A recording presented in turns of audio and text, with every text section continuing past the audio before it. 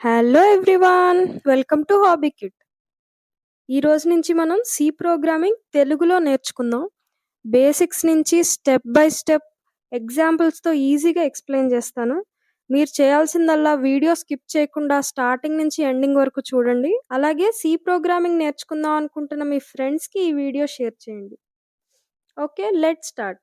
ముందుగా ఈ వీడియోలో మనం అసలు ప్రోగ్రామింగ్ అంటే ఏంటి, టైప్స్ ఆఫ్ ప్రోగ్రామింగ్ ఏంటి, ప్రోగ్రామింగ్ ఎందుకు కావాలి, ఇలాంటివన్నీ చూద్దాం. ఫస్ట్ అసలు ప్రోగ్రామింగ్ అంటే ఏంటి? సపోజ్ మీ ఫ్రెండ్కి మీరు టీ పెట్టమని చెప్పారు అనుకుందాం. అతనికి టీ ఎలా పెట్టాలో తెలియదు. అప్పుడు మీరు ఏం చేస్తారు? అతనికి చెప్తారు టీ ఎలా పెట్టాలో. ఫస్ట్ కొన్ని వాటర్ తీసుకుని ఆ వాటర్ బాయిల్ చేయాలి, నెక్స్ట్ టీ పౌడర్ వేయాలి, తర్వాత షుగర్ వేయాలి, లాస్ట్లో కప్లోకి పోసి ఇవ్వాలి.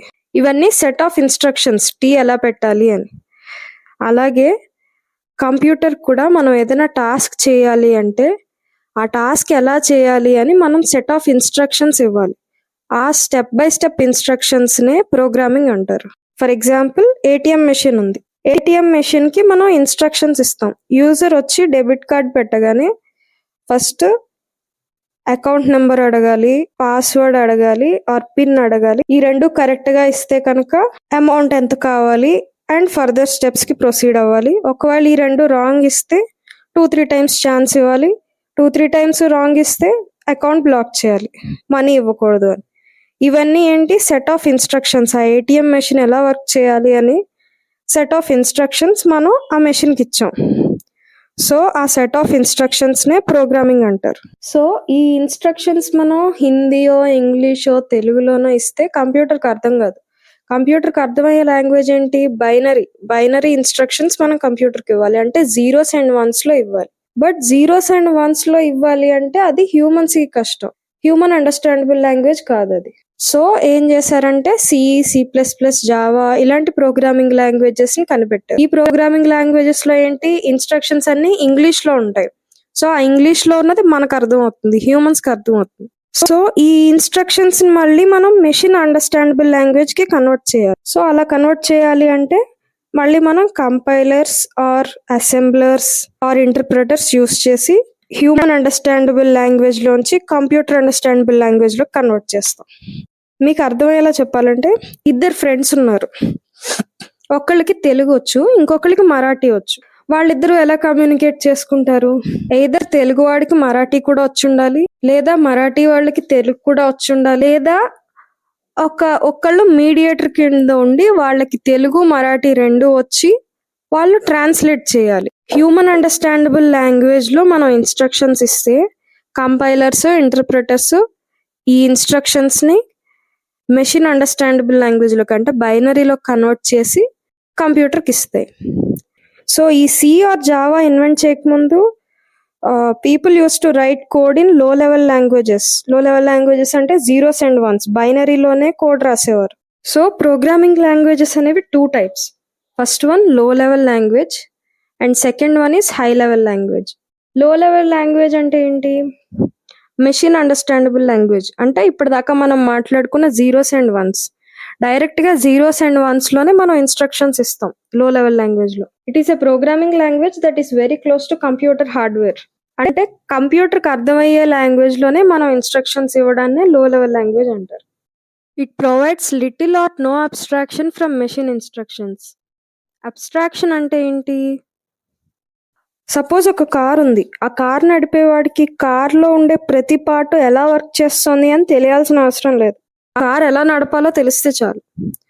సో యాక్చువల్గా కార్ మెకానిజం ఏంటో కార్ నడిపే అతనికి తెలీదు. దాన్నే అబ్స్ట్రాక్షన్ అంటారు. లోపల ఆ మెషిన్ ఎలా వర్క్ చేస్తుంది అనేది తెలియాల్సిన అవసరం లేకుండానే ఆ మెషిన్ ఈజీగా యూస్ చేసుకోవడాన్ని అబ్స్ట్రాక్షన్ అంటారు. అదే నో అబ్స్ట్రాక్షన్ అంటే ఏంటి? మెషిన్ ఎలా పనిచేస్తుందో ఆల్మోస్ట్ అదే విధంగా మనం ఇన్స్ట్రక్షన్స్ ఇవ్వాలి, అంటే కోడ్ ఇవ్వాలి. సో లో లెవెల్ లాంగ్వేజ్ లో ఏం చేస్తాం? ఆ మెషిన్ ఎగ్జాక్ట్ గా ఎలా పని చేయాలి, అంటే ఎంత మెమరీ స్టోర్ చేయాలి, ఎక్కడ స్టోర్ చేయాలి, ఇలాంటి ఇన్స్ట్రక్షన్స్ కంప్లీట్ గా మనం ఇస్తాం. Okay, there are 2 types of low level languages. First one is machine language and second one is assembly language. Machine language అంటే ఏంటో చూద్దాం. మెషిన్ లాంగ్వేజ్ అంటే కోడ్ కంప్లీట్గా బైనరీస్లోనే రాస్తాం, అంటే జీరోస్ అండ్ వన్స్లో.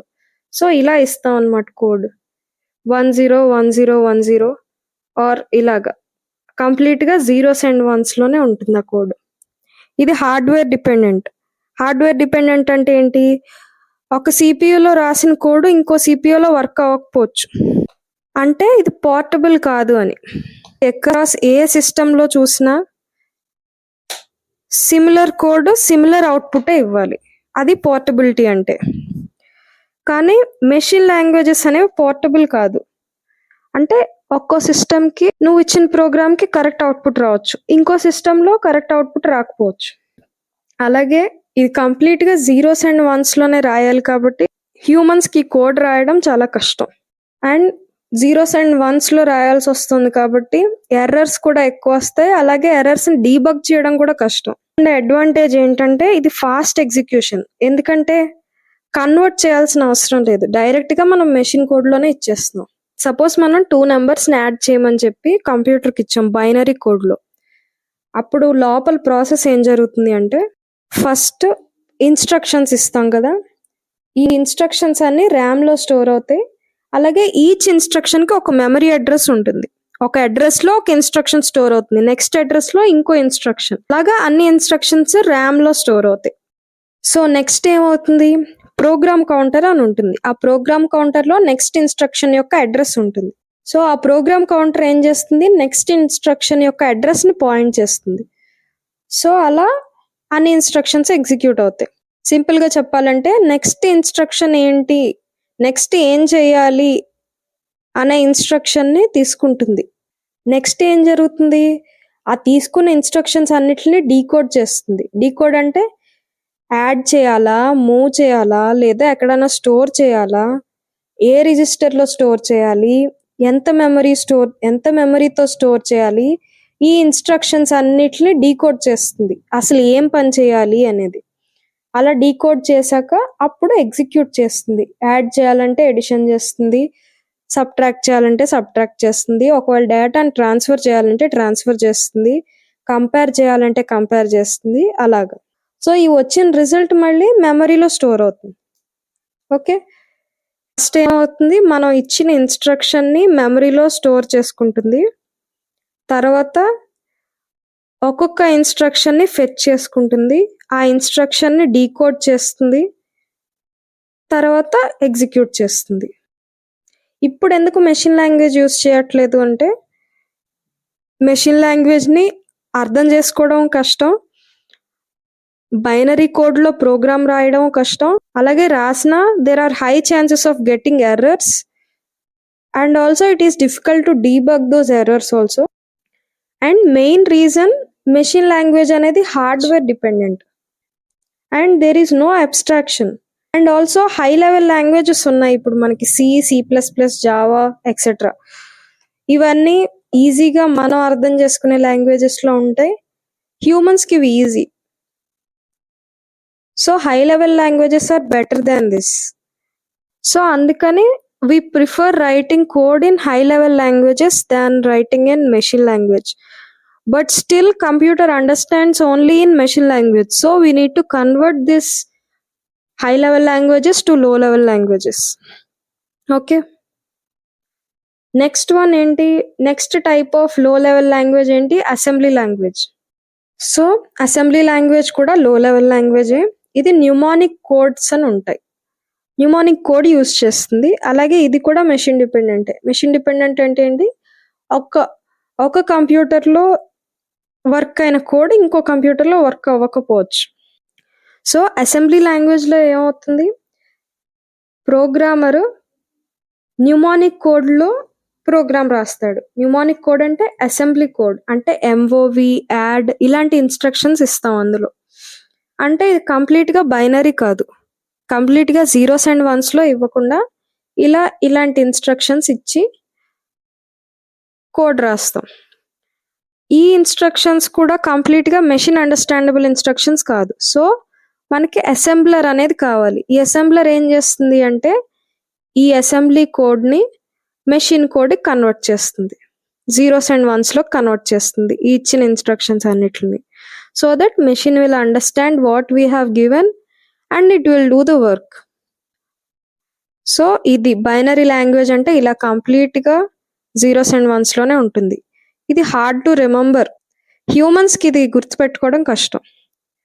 అసెంబ్లీ కోడ్ అంటే ఇలా ఉంటుంది, MOV A,5 add A,3. So ఈ ఇన్స్ట్రక్షన్ బట్టి ఏం అర్థమవుతుంది, యాడ్ చేయాలి అని అర్థమవుతుంది.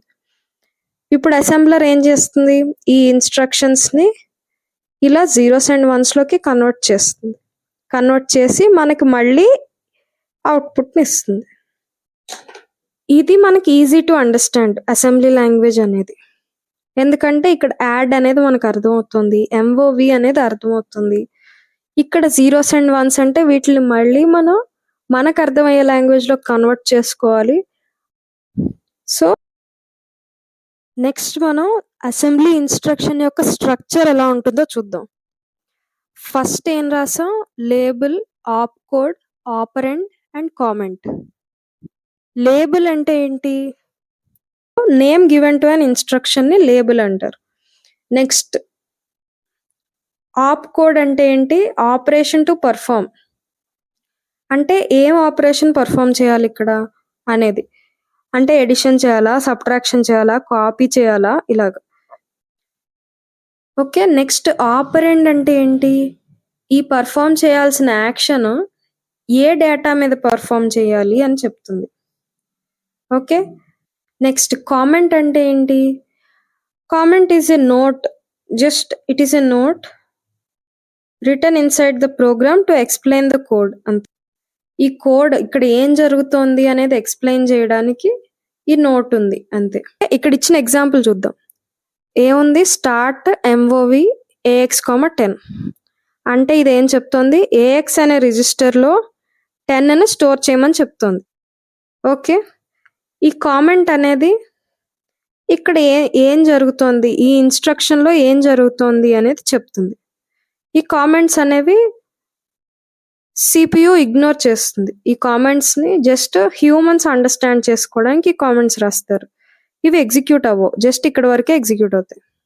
ఓకే ఓకే, అసెంబ్లీ లాంగ్వేజ్ కంప్లీట్గా జీరోస్ అండ్ వన్స్ అంటే బైనరీలో లేకపోయినా ఇది కూడా హార్డ్ టు లెర్నే, అలాగే ఇది కూడా మెషిన్ డిపెండెంటే. సో ఇది పోర్టబుల్ కాదు. బట్ దీని అడ్వాంటేజెస్ ఏంటంటే ఇది కూడా ఫాస్ట్గా అవుట్పుట్ ఇస్తుంది, అలాగే తక్కువ మెమరీ అవసరం అవుతుంది. ఈ అసెంబ్లీ లాంగ్వేజ్ని ఇప్పుడు ఎక్కడ యూస్ చేస్తున్నారు అంటే ఈ ఎంబెడెడ్ సిస్టమ్స్లో కానీ, డివైస్ డ్రైవర్స్లో కానీ, ఆపరేటింగ్ సిస్టమ్స్ అంటే విండోస్, లైనక్స్ ఇలాంటి వాటిల్లో కానీ, గేమ్ ఇంజిన్స్లో కానీ, వీటన్నిటిలోనూ అసెంబ్లీ లాంగ్వేజెస్ యూస్ చేస్తారు. Okay, next high level languages. High level languages అంటే C++, జావా, పైథాన్ ఇలాంటివి.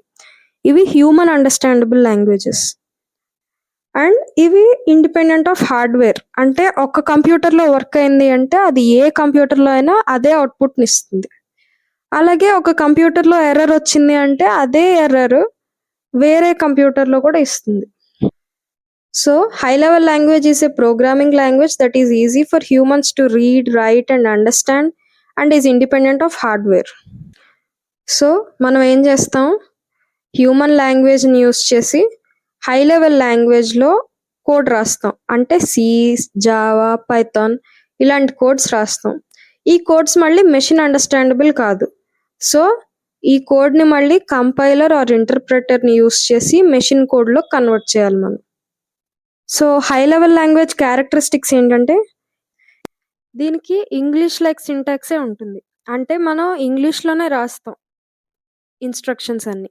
అలాగే ఇది మెషిన్ ఇండిపెండెంట్, అంటే ఒక ప్రోగ్రామ్ ఒక కంప్యూటర్లో ఒక అవుట్పుట్ ఇచ్చిందంటే ఏ కంప్యూటర్లో అయినా అదే అవుట్పుట్ని ఇస్తుంది. అలాగే ఇది easy to learn and debug, ఎందుకంటే ఇంగ్లీష్ లైక్ సింటాక్సే ఉంటుంది కాబట్టి ఈజీగా మనం నేర్చుకోగలం. అలాగే ఎర్రర్స్ వస్తే ఈజీగా డీబగ్ కూడా చేయగలం. అలాగే ఇది పోర్టబుల్ కూడా. C, జావా, C++, పైథాన్ ఇలాంటివన్నీ హై లెవెల్ లాంగ్వేజెస్. అడ్వాంటేజెస్ ఏంటంటే హై లెవెల్ లాంగ్వేజెస్కి కోడ్ ఈజీగా రాయొచ్చు, ఎందుకంటే ఇంగ్లీష్ ఇన్స్ట్రక్షన్సే కాబట్టి నేర్చుకోవడం ఈజీ, అలాగే కోడ్ రాయడం ఈజీ. నెక్స్ట్ ఎర్రర్స్ తక్కువ వస్తాయి కంపేర్డ్ టు లో level languages. And it is portable and development కూడా ఈజీ. కానీ డిసడ్వాంటేజెస్ కూడా ఉన్నాయి దీంట్లో. ఏంటంటే ఇది మెషిన్ అండర్స్టాండబుల్ లాంగ్వేజ్ కాదు కాబట్టి ట్రాన్స్లేటర్స్ కావాలి హై లెవెల్ లాంగ్వేజ్ నుంచి లో లెవెల్ లాంగ్వేజ్ కన్వర్ట్ చేయడానికి. సో ఈ ట్రాన్స్లేటర్స్ యూస్ చేయడం వల్ల టైం ఎక్కువ పడుతుంది అవుట్పుట్ రావడానికి. సో స్లోవర్ దాన్ లో లెవెల్ లాంగ్వేజెస్. ఇవి ఎక్కడ వాడతాం హై లెవెల్ లాంగ్వేజెస్ అనేవి? Everywhere we are using this high level language only now. Web అప్లికేషన్స్లో అవ్వచ్చు, మొబైల్ అప్లికేషన్స్లో అవ్వచ్చు, even artificial intelligence, machine learning, everywhere we are using high level languages only. So ఈ హై లెవెల్ లాంగ్వేజెస్లో మనం ఫస్ట్ నేర్చుకోవాల్సింది సి లాంగ్వేజ్, ఎందుకంటే it is the mother of all languages. Next వీడియోలో మనం సి అంటే ఏంటి, హిస్టరీ ఆఫ్ సి ఎందుకు డెవలప్ చేశారు, ఎప్పుడు డెవలప్ చేశారు, ఫీచర్స్ ఏంటి సి ఎక్కడ యూస్ చేస్తాం, ఇలాంటివన్నీ చూద్దాం. ఇలాంటి తెలుగు కోడింగ్ కంటెంట్ మీరు మిస్ అవ్వకూడదు అనుకుంటే హాబీ కిట్కి వెంటనే సబ్స్క్రైబ్ చేసుకోండి. Thank you for watching.